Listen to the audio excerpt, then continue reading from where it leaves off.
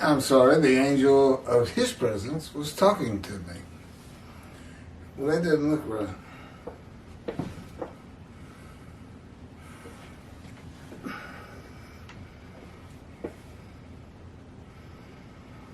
This is, I believe, part 3, chapter 21. I missed chapter 20, by the way. I'm going to have to redo it after this one. Translations of the Hebrew Bible. Again, chapter 21 comes in different sections until you finally get to Isaiah 52 and 53 with Rashi's commentary, which of course has already been done. All these have been done before. This is the third time. But even those that were done the second time, just 2 weeks ago, are already showing wear and tear. And I don't mind doing this. I just wish the upload to YouTube wasn't so slow. No, it's hours. 30 minutes can take you over 2 hours. And let's say I get 6 videos out of what I'm doing right now, before lunch. It can take all day. It can take 12 hours, 10 hours, 8 hours before I post 6 or 7 videos. But it's worth it. I mean, I really don't like looking at those torn up videos. And apparently, God had a purpose in that. He knew how bad they were. I think what he did, you really want me to say this? I guess he does. That was him moving my head over here in his power. He wanted to set people like Tovia Singer. I can't believe you're doing that. And Jews for Judaism, Kravitz and Michael Skobac, for them to go to him, if their people are telling them, look, there's somebody out here you need to look into. You're responsible to your flock. If God's acting in the world and he's doing it for the Jewish people, you need to check it out and tell us what you think. Because it's kind of above our pay grade, as they say. And I think those videos would throw them back and say, nah, if God was with that man, those videos wouldn't look like that. And see, that's when you think you know too much. You have no idea the things God will do. You don't have any idea of his personality. And believe me, he's from one end of the spectrum to another. All goodness, right here. And then what I get in the fire refinement, the backside. It's tough. He's hurting my shoulders right now. Because he knows I want to get this done. Because if I don't get to Israel and take him with me, see, he didn't go to Israel without me. You tell you rabbis that.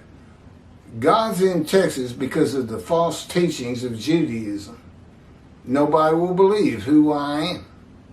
Well, this is when he said it was going to happen. He said he was going to do it, and he's doing it. What's so hard to believe?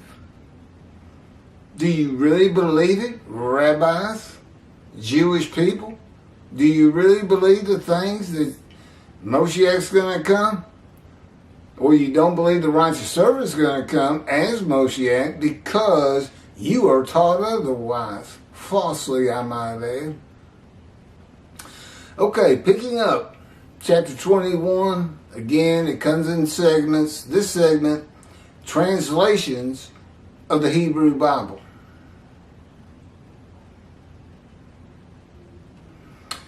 Rashi's commentary on Isaiah 52 and 53, translated from Hebrew to English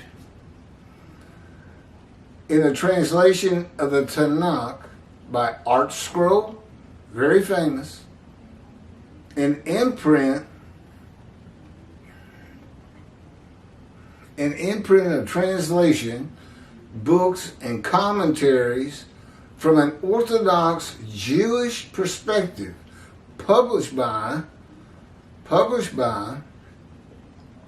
Masor Publications Limited, can be found online and as well at Shabbat.org. And the translation of the verses in Rashi's commentary are identical at Art Scroll and Shabbat. My commentary on Isaiah 52, 13 through 15, in quotes, and all of Isaiah 53 proper, is based on the translation of the Jewish Publication Society, who began to combine a new edition of the translated Bible and the concept of a completely new translation. Gradually took hold, and the task was begun in 1955. Sputnik went up in 57, when I was born, and the Jewish people had created a state in 1948 and were making it bloom again. That's Jeremiah 31. In 1955 and published in 1985. That's the one you want.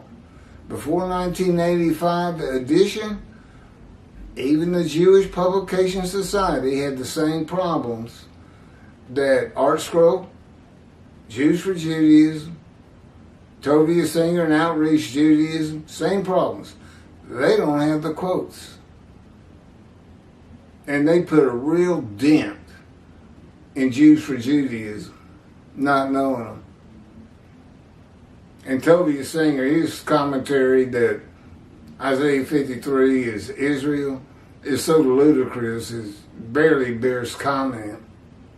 I know, he's got 66,000 followers. Anything he says is gold. That's why me and God are still in Texas. And he's not coming to Israel without me. I am his prophet like Moses, his visible representation. God is throughout the world. Okay? But you don't know it if he doesn't have a man, a guy, like he had Moses. And all the prophets. Joshua. All of them. The Leningrad Codex is the oldest complete edition of the Hebrew Bible. In existence, it dates to around 1008 to 1010 AD. However, the Leningrad Codex, although complete, is not the best quality Hebrew manuscript. Although carefully handwritten, it was corrected against the Aleppo Codex. And the Aleppo Codex remains the best quality manuscript. The Leningrad Codex, however, is so reliable that it is the Hebrew text from which nearly all modern translations have been translated. But they've gone through some things. Sometimes it's Hebrew to Greek, the Septuagint to English, or there were people there were translations from Hebrew to English, and they didn't think it was good enough, and they started working on it again, which is what I think everybody I'm talking to are dealing with. And they lost the quotations, which are extremely important. The JPS found them. Why can't your rabbis find them? Tovia Singer can't find them. Kravitz and Michael Skoback, Jews for Judaism, they can't find them. The word exalt, they use in their commentary to say Isaiah 53 is Israel. They use it in their commentary, and they call it world exaltation. Chapter 13 of 52, which begins the quotations. Now, those quotations are for the righteous servant, and that would be me. Read the rest of Isaiah 53. That's not the people of Israel. But I'll get into that. And just as Matthew did in the Christian New Testament, there's things they avoid and step past, like crushed with disease.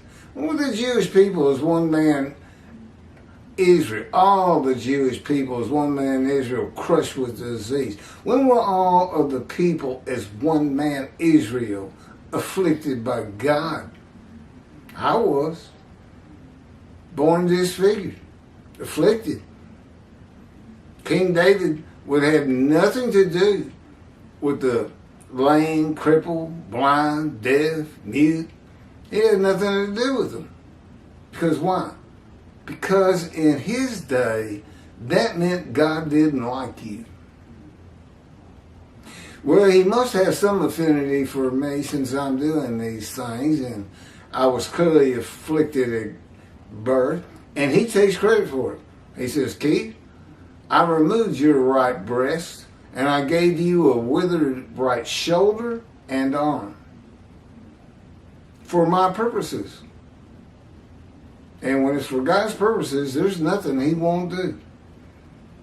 And it doesn't bother me one bit.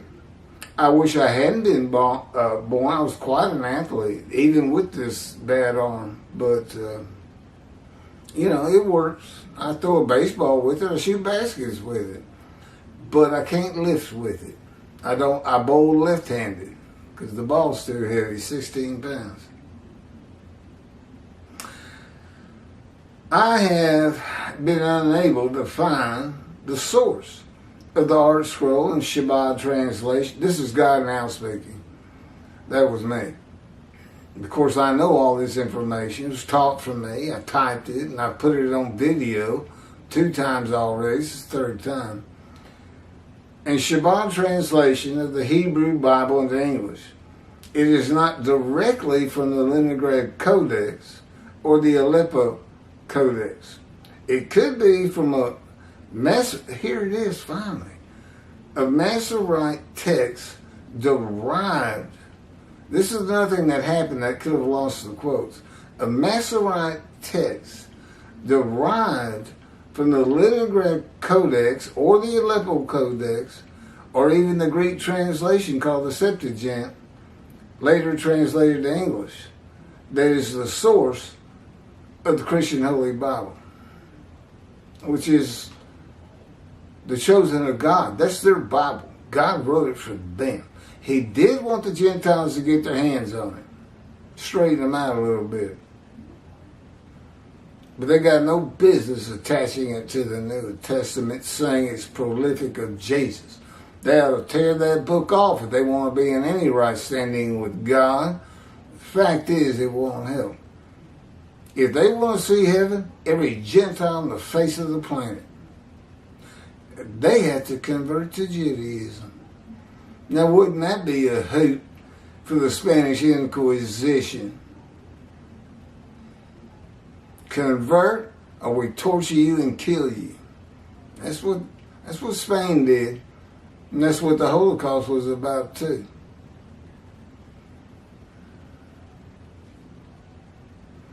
Isaiah 53:10 is the one verse that cannot be proven by witnesses as having occurred, and is the most controversial. With the translation of our scroll and Shabbat, like the Christian Bible, 2 of the most important parts of the Isaiah 53:10 translation directly from the Leningrad Codex are different, completely changing the meaning and purpose of this misunderstood verse. The Art Scroll and Shabbat translation is, in quotes, and the Lord wished. I don't think the Lord wishes, people. The Lord decides. Wished to crush him. He made him ill. Okay, go to verse 12. He was exposed to death. Okay, so ill It's really a disease. That's how the JPS reads. It made him ill. That's what the Christians use. Well, does anybody know when Jesus was ill? I don't. If his soul makes itself restitution. My soul can't talk. I don't know about yours. I'm going to assume, we're just going to go with, it means the person that we're talking about. The righteous servant. If he makes restitution, he shall see children. He shall prolong his days, long life. And God's purpose shall prosper in his hand. Maybe. Does that sound like Jesus? What did he ever say he was guilty of? How many children did he have? How long was his life after 30 when he was crucified?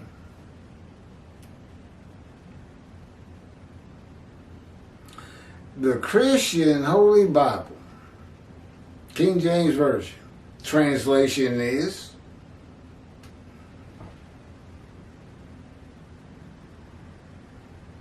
yet it pleased the Lord to bruise him. He hath put him to grief.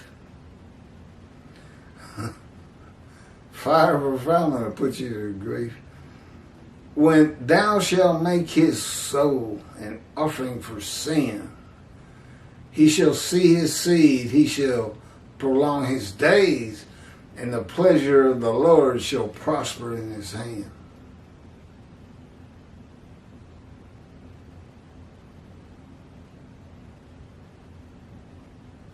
The Jewish Publication Society translation is, and God says you can't find a better translation on the market.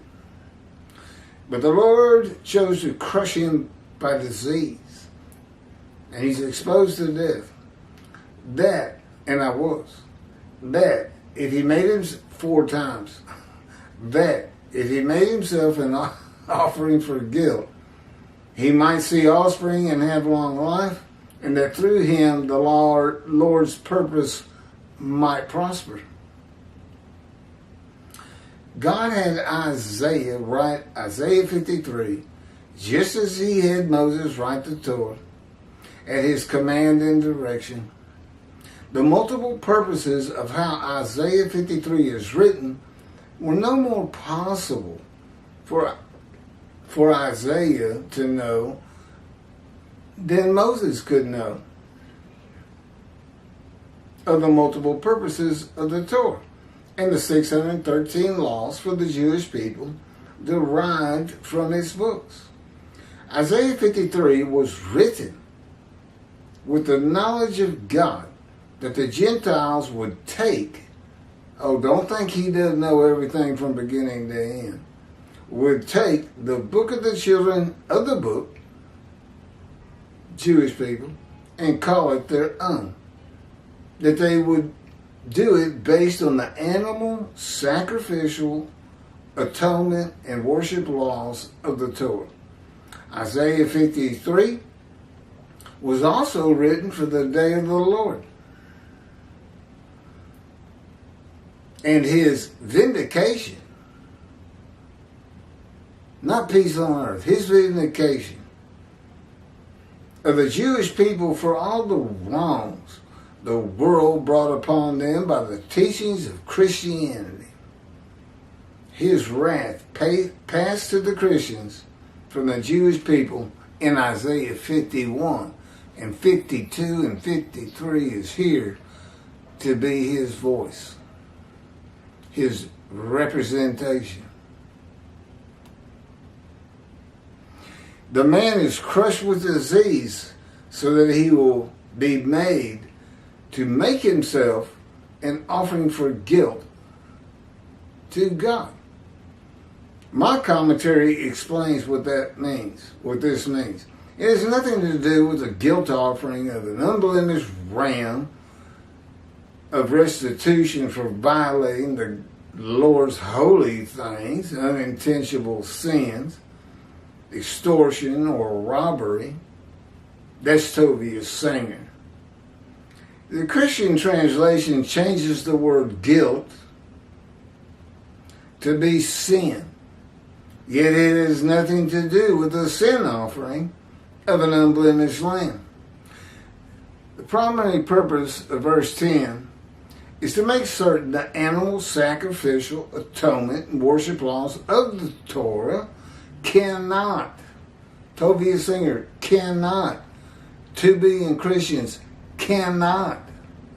God's primary purpose cannot be used for the man described. It is the only reason God would crush a man with disease to make him his servant. Cannot offer an animal with defect, an animal that is blemished. So God blemished me. He afflicted me. You're not going to offer a ram that's got a disfigured right arm. No man will refuse God, and God does not need a man's permission to make him a servant. So why the cancer? He is God.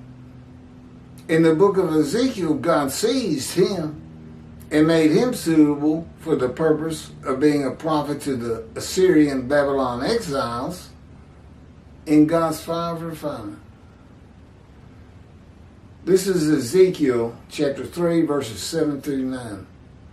But the house of Israel will refuse to listen to you, for they refuse to listen to me. This is God talking. For the whole house, this is the description of the fire of refinement. For the whole house of Israel are brazen of forehead and stubborn of heart, but I will make your face as hard as theirs, and your forehead as brazen as theirs. I will make your forehead like adamant, harder than flint. Do not fear them, and do not be dismayed by them, though they are a rebellious breed. Basically, the whole world's going to hate me. 30% of the observant Jews of Israel, of that 30%, I don't know who the many is, and I don't know who becomes a multitude. He won't tell me. I'm sure it's going to be, for somebody at the end of his life, retired, God took my law licenses away, and everything else I own, this is a good way to be spending it. It's like a trilogy, the last part of my life. And it's in the scriptures, so I'm sure it's going to be good. This is Ezekiel. A spirit seized me and carried me away. I went in bitterness, in the fury of my spirit, while the hand of the Lord was strong upon me. What is that? Don't you think if you're in the hand of God, things are going to be going good for you?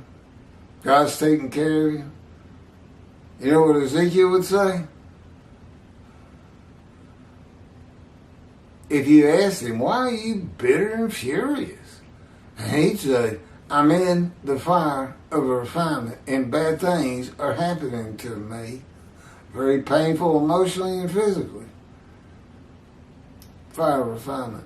It's also in Job and Jonah and Moses too. He clearly went through it. I got about 4 references to that. The purpose and meaning of Isaiah 53, last paragraph, is completely changed if it is not fulfilled by a particular man, defected in body and blemished in the day of the Lord. That's not Israel. They're not afflicted by God. Show me how many Jewish people are born disfigured. Show them to me. And tell me when it happened. And when they were blemished. Oh, is that when they told their first lie? Okay, everybody on the earth is blemished. In the day of the Lord. By making himself an offering for guilt that has nothing to do with restitution of the souls of all Jewish men and women at one time, or has nothing to do with the animal sacrificial laws of the Torah for the forgiveness of sin or guilt by the sacrifice of an unblemished lamb, sacrifice of a human being. You really think, Christians, you want to stand before God and tell him you believe he's a man, a God, of human sacrifice? I don't think you do. I know him.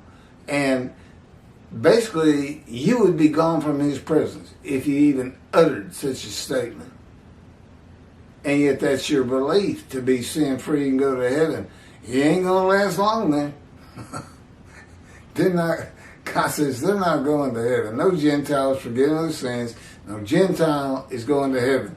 The heaven is for the Jewish people, and it's in the Hebrew Bible. And they can read it and figure out what's going on with the new JPS 1985 and these videos. And they can convert to Judaism. Kind of like the Spanish Inquisition, huh? Believe in Jesus and his resurrection, or we're going to torture you and kill you. Isn't that what you did, Gentiles? Back at you. I would share this video with any Christian or Gentile I know. But then again, I bring the wrath. And I bring the reckoning to the rabbi. And I'm working real hard on that too. Yeah, they still got their heads stuck in the sand. We'll see what happens. See, I know God's behind all this, so I really don't have to worry about it.